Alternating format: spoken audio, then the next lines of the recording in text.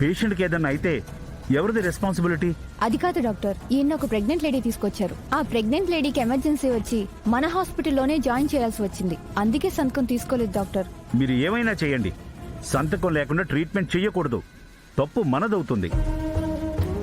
ఆ ప్రెగ్నెంట్ లేడీకి సంబంధించిన వాళ్ళు ఎవరైనా వస్తే వాళ్ళకి ఇన్ఫార్మ్ చేసి వాళ్లతో సంతకం చేయించుకుంటేనే గాని మనం ఫర్దర్ ప్రొసీజర్ చేయలేం. అలాగే డాక్టర్, నేను వాళ్ళకి ఇన్ఫార్మ్ చేస్తాను. వెళ్ళండి.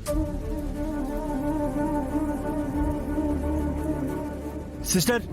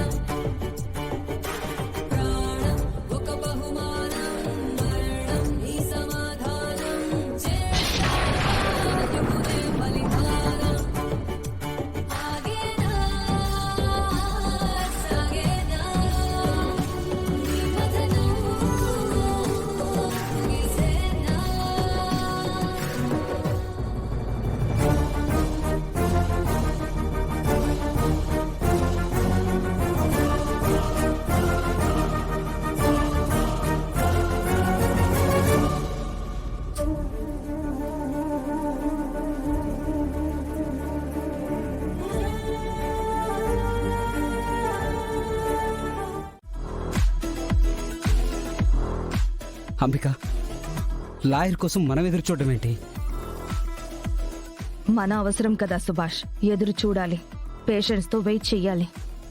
నువ్వెవరంబిక? విహారీ గ్రూప్ ఆఫ్ కంపెనీస్ కి చైర్మన్ వి. ఇతను ఆఫ్టర్ ఆల్ మీ ఫ్యామిలీ లాయర్. మీ దగ్గర డబ్బులు తీసుకుని పనిచేసేవాడి కోసం నువ్వు నిరీక్షించడం అంటే అది ఆ లాయర్ నిర్లక్ష్యమే. సుభాష్, అవసరం మనదైనప్పుడు ఒక మెట్టు దిగినా పర్వాలేదు, ఒక అడుగు వెనక్కి వేసినా పర్వాలేదు. నమస్తే మేడం, సారీ కొంచెం లేట్ అయింది. పర్వాలేదు లాయర్ గారు, మీ టైం చాలా ఇంపార్టెంట్ అని మాకు తెలుసు. అలాగే నా టైం మీకంటే వాల్యుబుల్ అని మీరు తెలుసుకుంటే నాకు అదే చాలు. అది కాదు మేడం, మీరు ఒక కబురు పెడితే మీ దగ్గరికి నేనే వచ్చేవాడిని కదా. మీరు సరాసరి నా ఆఫీస్కి రావడం ఎందుకు? లేదండి, కొంచెం అర్జెంట్ పని, అందుకే నేనే మీ దగ్గరికి డైరెక్ట్ గా వచ్చేసాను. చెప్పండి మేడం, నాతో ఏం పని?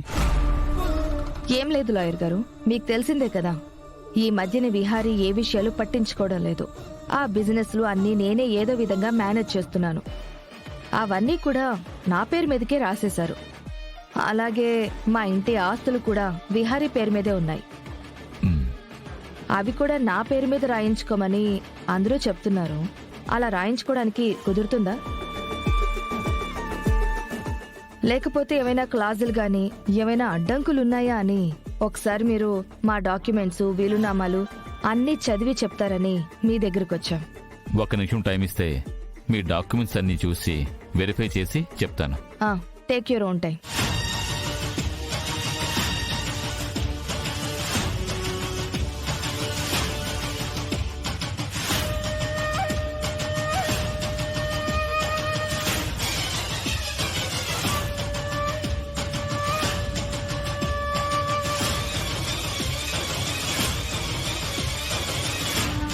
చూడండి మేడం, ఇప్పుడు ఆస్తులన్నీ విహారీ గారి పేరు మీదే ఉన్నాయి. అవన్నీ మీ పేరు మీదకి ట్రాన్స్ఫర్ చేయొచ్చు, కానీ ఒకే ఒక్క అడ్డంకుంది.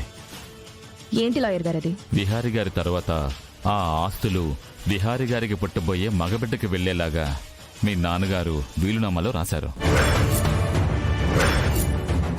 దీని ప్రకారం విహారీ గారికి మగబిడ్డ పుడితే ఆస్తి మొత్తం విహారీ గారి తర్వాత మగబిడ్డకే వెళ్తుంది, కానీ మరొకరికి చెందదు అని క్లియర్గా క్లాజ్ రాశారు.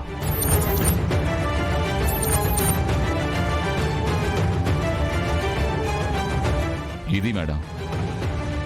ఇప్పుడు సహస్ర మేడం ప్రెగ్నెంట్. ఆవిడికి ఒకవేళ మగపిల్లాడు పుడితే సహస్రాకి వారసుడు పుడితే మనం ఈ ఆస్తి విషయంలో ఏం చెయ్యలేం సుభాష్. అవును, ఆ సహస్రకి ఇప్పుడు 9th మంత్ కదా? అవును సుభాష్, డెలివరీ డేట్ కూడా రేపే ఇచ్చినట్టున్నారు.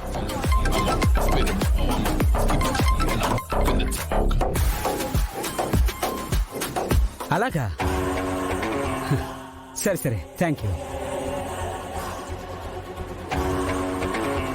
ఎవరు సుభాష్? హాస్పిటల్ నుంచి మనోడు ఒకడు ఫోన్ చేశాడు. దేనికోసం చేశాడు? మీ సహస్రాకి నొప్పులు వస్తే హాస్పిటల్లో జాయిన్ చేశారంట.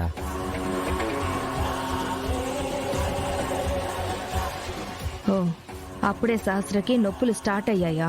అయితే నేను వెంటనే హాస్పిటల్కి వెళ్ళాలి. విహారీ చచ్చిన రోజే వాడికి కొడుకో కూతురో పుట్టబోతున్నారన్నమాట. కొడుకైతే ఈ రోజు విహారీతో పాటే ఆ బిడ్డకి దహన సంస్కారాలు చేయాల్సి వస్తుంది. అదే ఆడపిల్ల అయితే తండ్రి డెత్ డే రోజునే ఆ పాప బర్త్డే అవుతుంది.